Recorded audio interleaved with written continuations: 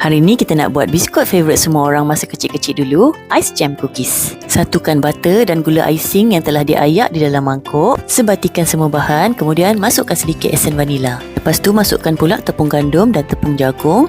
Ayak dua-dua tepung ni ke dalam adunan dan gaul rata sampai jadi dough. Letakkan dough ke atas permukaan rata. Letak satu lagi baking paper ke atas dough biskut dan canai dough setebal setengah sentimeter. Gunakan cookie cutter untuk terap dough biskut dan susun semua biskut ke atas loyang. Bakar biskut pada suhu 160 darjah Celsius selama 10 minit. Biarkan biskut sejuk sepenuhnya ke atas loyang. Sapukan dulu sedikit cuka pada bekas dan whisk yang kita nak guna nanti. Masukkan putih telur dan pukul sampai sedikit berbuih. Masukkan sikit demi sikit gula kastor dan pukul adunan sampai berkilat. Ambil sikit adunan meringue tadi dan rasa pada hujung jari. Kalau tak ada rasa gula lagi, maknanya meringue dah siap. Masukkan setengah sudu esen vanila dan pukul sekejap. Bahagikan adunan meringue kepada beberapa bahagian untuk kita warnakan. Warna ni terpulang pada korang ya, nak pilih warna apa. Masukkan adunan meringue ke dalam piping bag yang telah diletakkan nozzle. Kemudian pipekan di atas biskut yang telah sejuk tadi. Bakar pada suhu 100 darjah Celsius selama 30 minit. Dah siap satu lagi kuih raya Ice Jam Cookies. Korang yang suka makan biskut ni masa kecil-kecil dulu, wajib try resipi ni sebab lagi sedap dari biskut tu.